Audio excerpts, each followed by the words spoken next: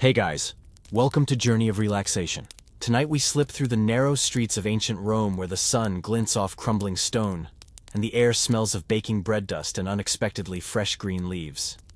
You probably won't survive this without suddenly craving a small potted plant on your windowsill, but hey, that's part of the charm here. So before you get comfortable, take a moment to like the video and subscribe, but only if you genuinely enjoy what I do here. And hey, while you're at it, drop your location and local time below. I'm always curious about who's joining from where. Now dim the lights, maybe turn on a fan for that soft background hum, and let's ease into tonight's journey together. You trudge up the narrow stone steps of a typical Roman apartment building. The insulae with their cramped, bustling interiors and steep staircases that groan underfoot. Outside your tiny window, a mere slit in the rough brick wall, an oasis of calm beckons. A miniature garden thriving in a clay pot, leaves reaching for light like desperate little hands. This is no accident. The ancient Romans, masters of city life, found ways to coax green life even from the thinnest ledges and smallest balconies, creating pockets of nature amid the urban chaos. Window gardening in ancient Rome was not just a quaint pastime.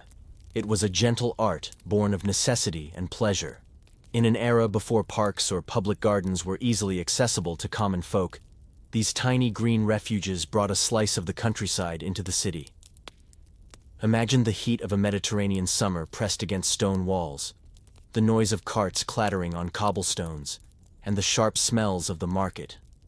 A few sprigs of mint or fragrant rosemary growing quietly by your window would have felt like a breath of fresh air. Interestingly, archaeologists have uncovered remnants of these window gardens in the form of miniature clay pots and stone ledges, with drainage holes showing that Romans carefully designed their spaces for greenery.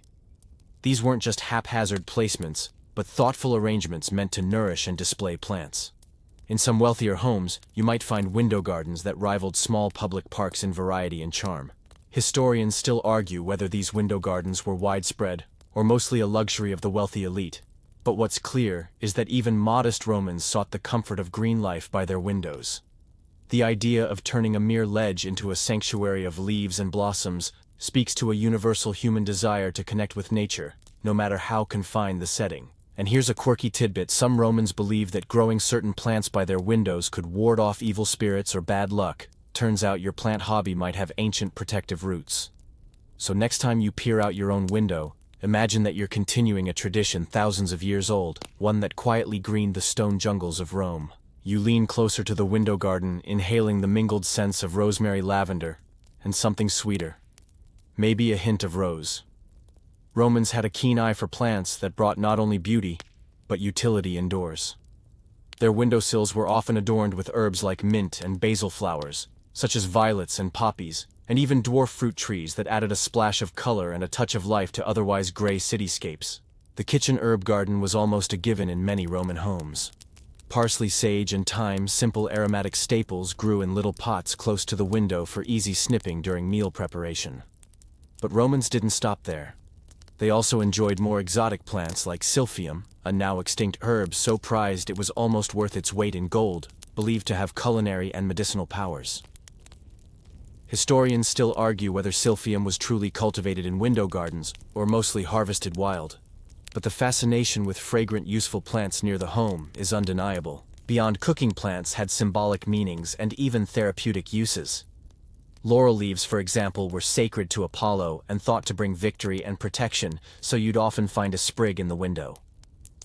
Myrtle, sacred to Venus, adorned homes with love and fertility vibes. Some Romans went further, planting belladonna, deadly nightshade, with a whispered hope that its toxic nature could keep away misfortune, though maybe they underestimated the risks of hanging poison near the household. Here's a fun fringe tidbit.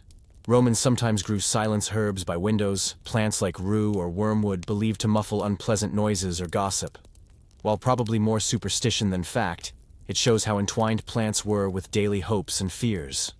Maybe you can try this next time your neighbor is too loud, though I'd recommend a noise machine instead. Even the choice of flowers had subtle social messaging. The violet, delicate and modest, might suggest humility, while a flourishing rose bush was a sign of wealth and cultivated taste. Historians debate the extent to which Romans consciously used plants to signal status versus purely for enjoyment, but both aspects certainly danced together on the windowsills. So next time you casually brush past your houseplants, Remember, you're walking in the footsteps of Romans who saw their window gardens as little kingdoms of flavor, fragrance, and symbolism, each leaf a note in a carefully composed urban symphony.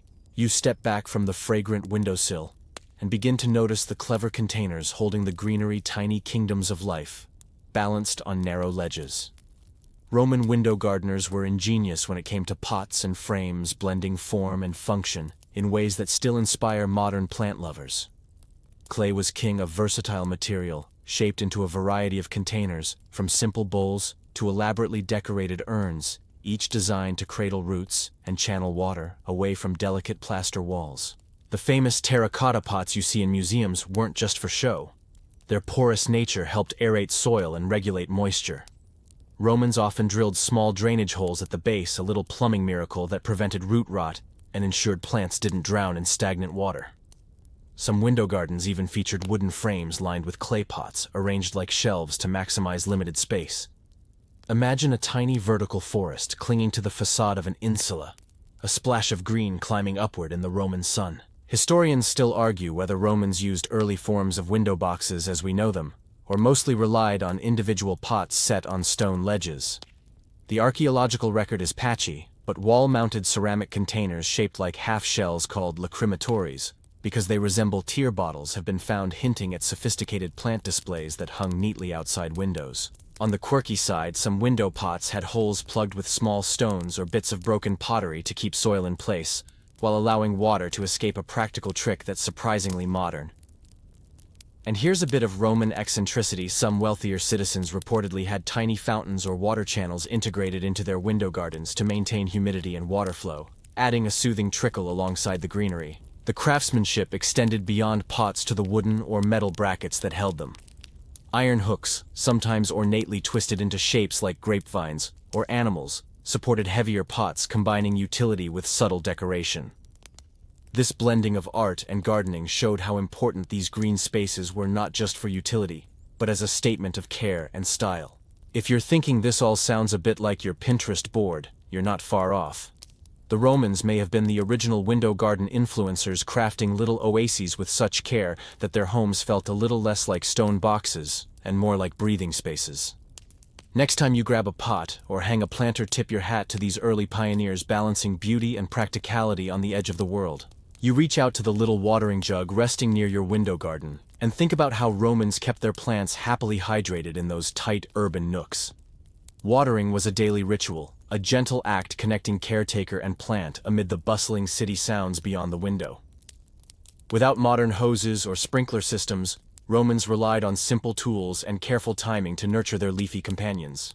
Water was precious in Rome's crowded neighborhoods, and transporting it upstairs to narrow ledges required both effort and ingenuity. Small buckets, often made from leather or woven materials, were common for ferrying water up many flights of stairs.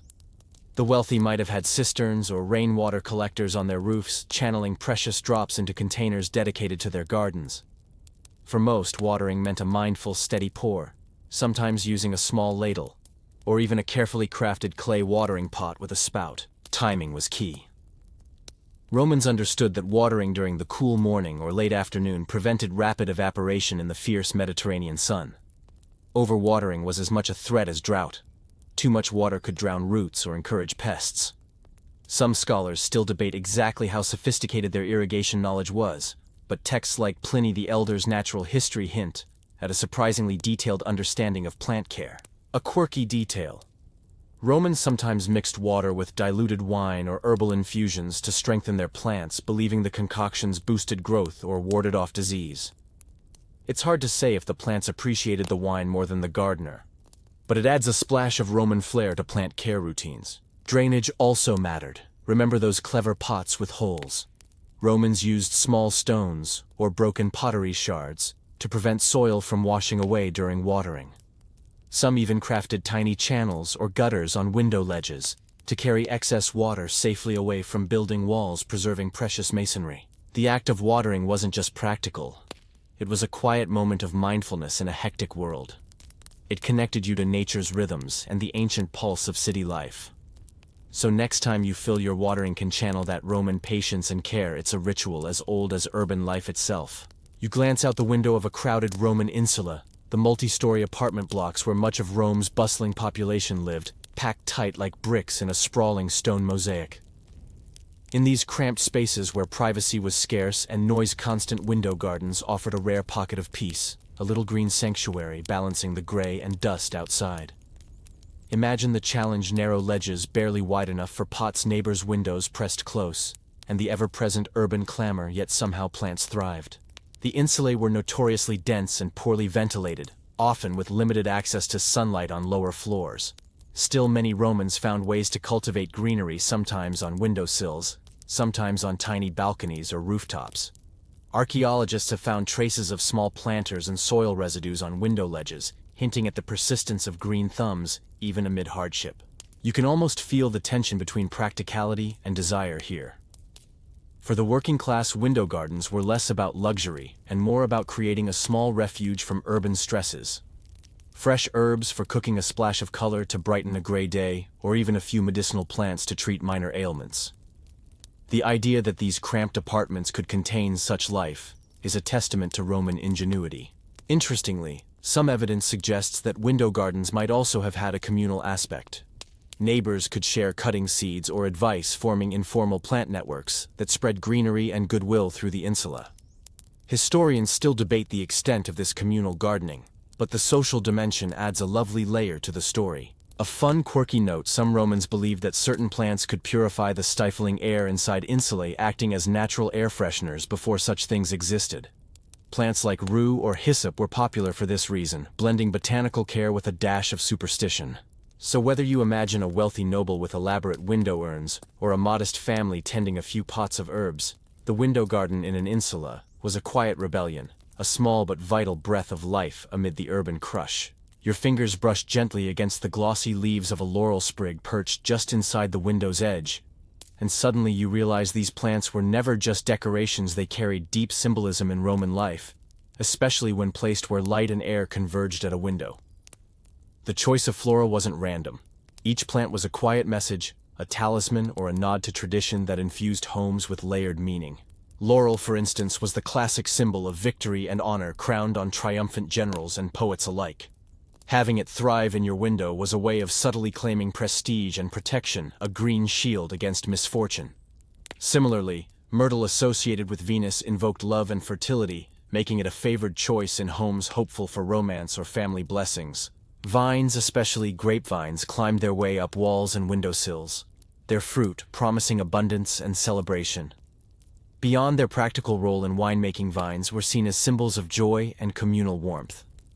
You might say Romans were the original masters of grow your vibe, turning windows into stages for leafy statements. Historians still argue the extent to which these symbolic plants influenced everyday gardening versus simply reflecting availability or convenience. Was a laurel sprig chosen for meaning, or because it simply thrived easily by a window?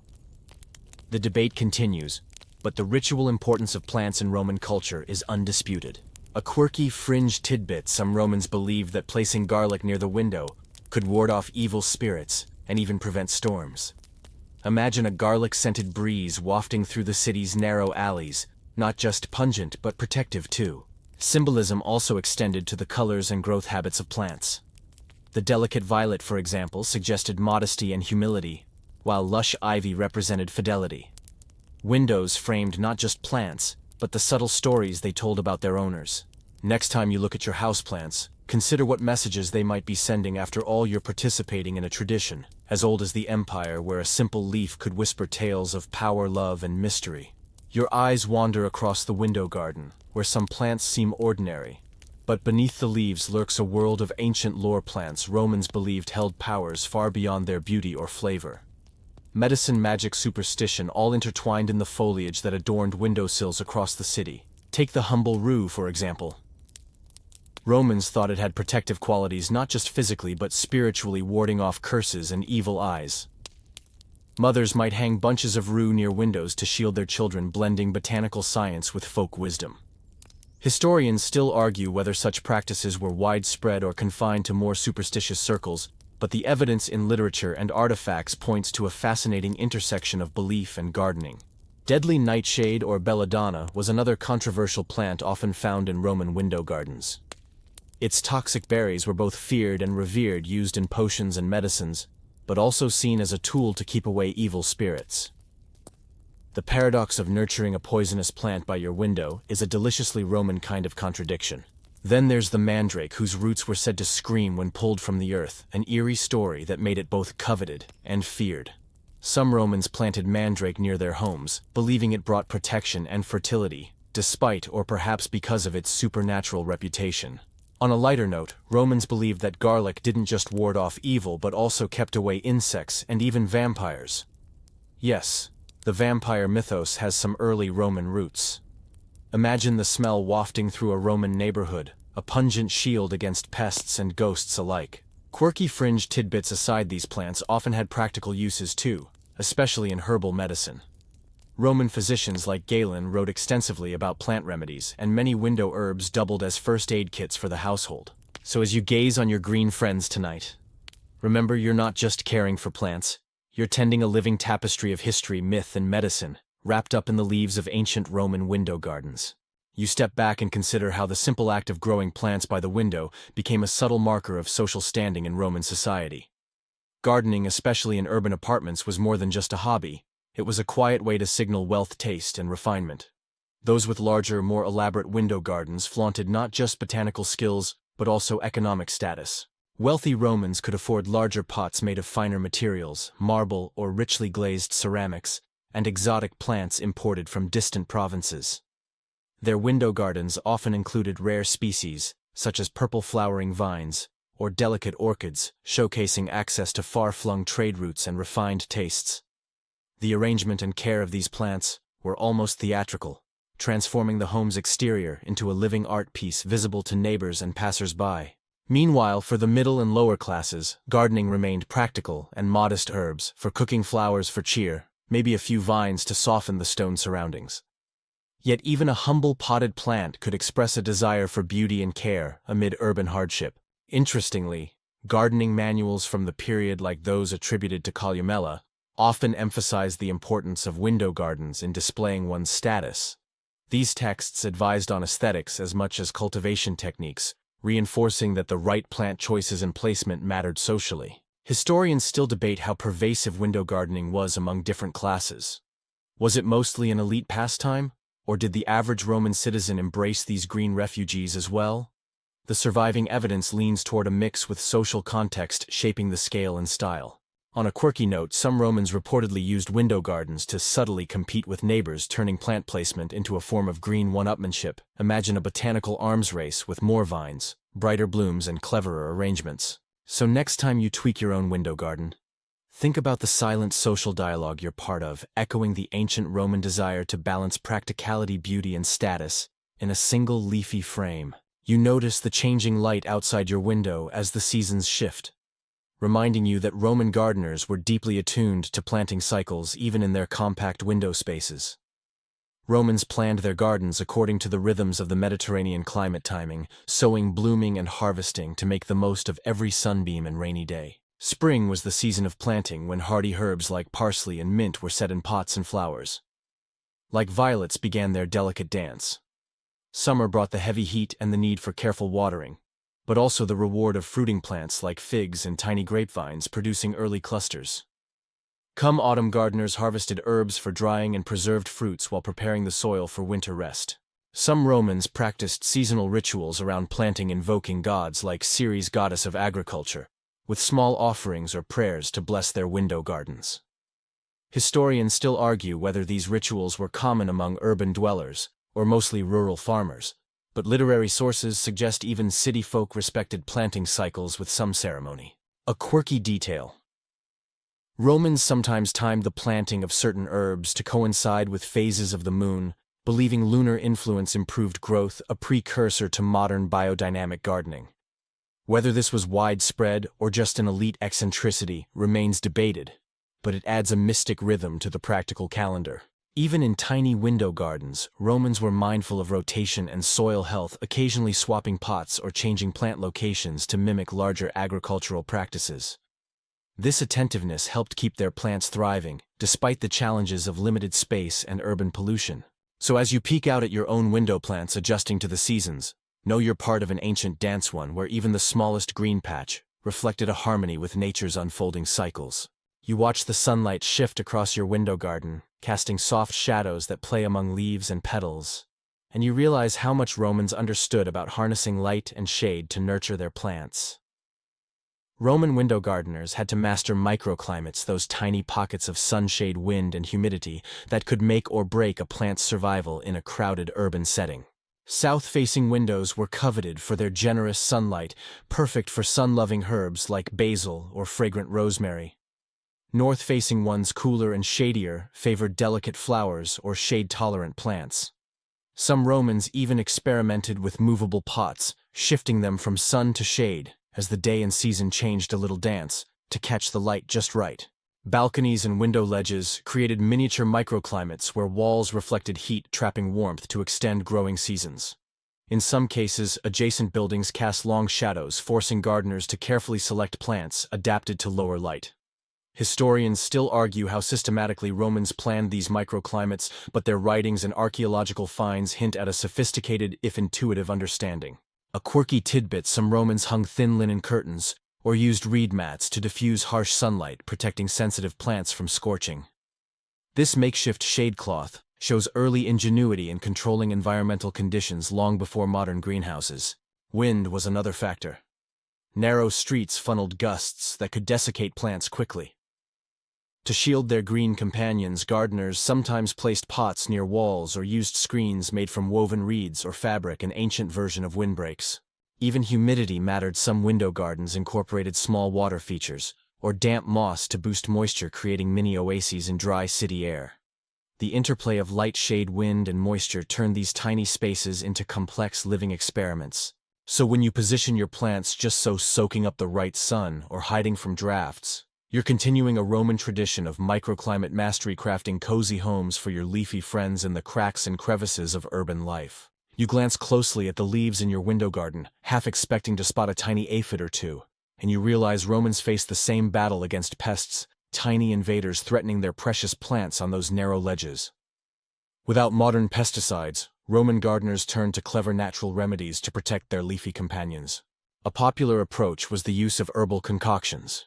Romans brewed sprays from plants like wormwood and garlic, both known for their insect-repelling properties.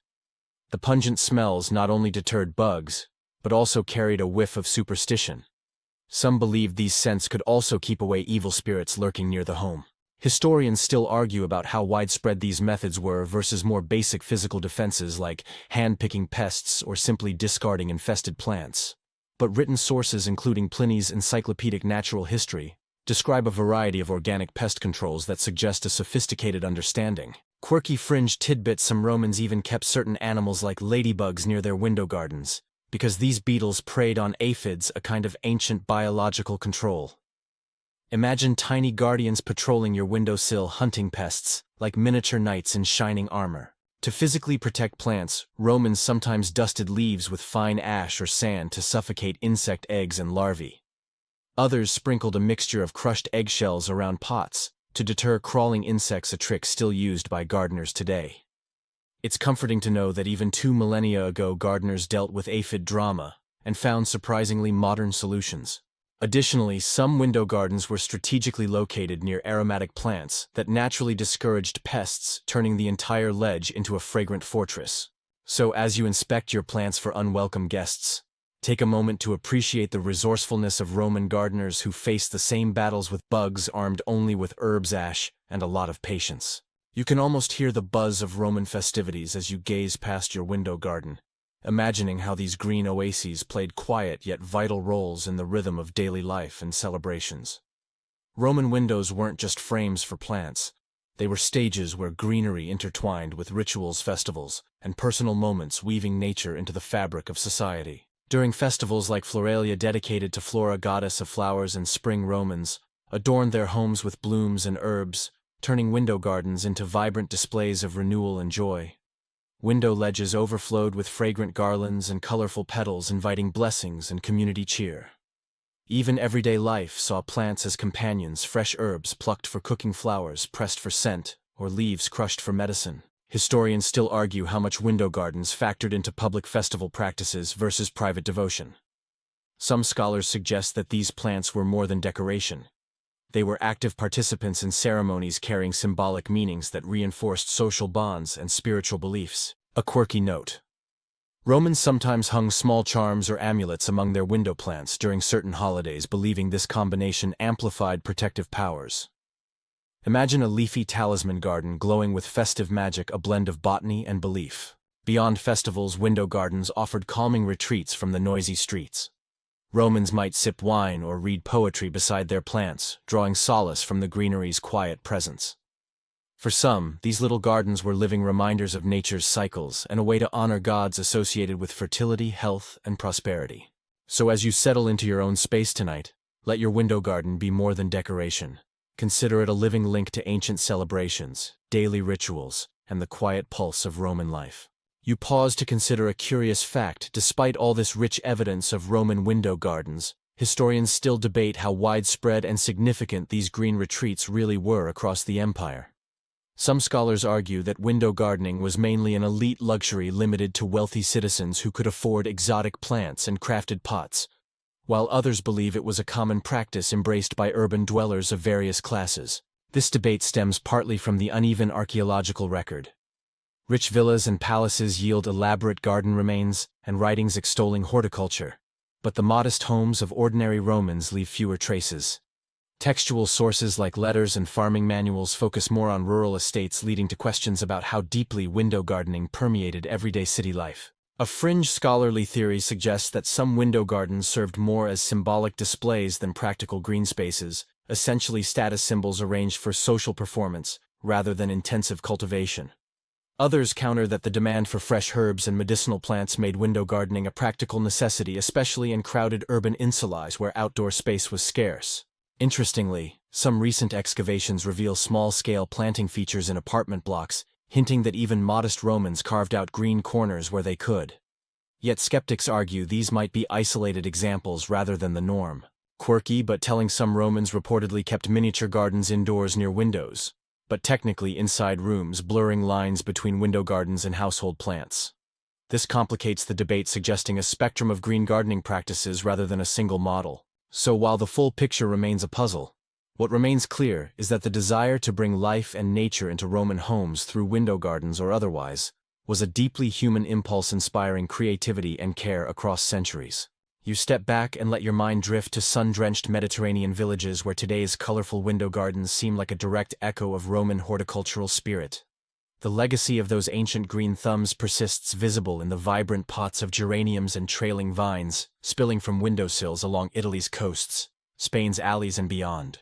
Roman innovations in window gardening, the use of terracotta pots, clever drainage, and thoughtful plant selection laid groundwork that Mediterranean cultures nurtured and transformed over millennia.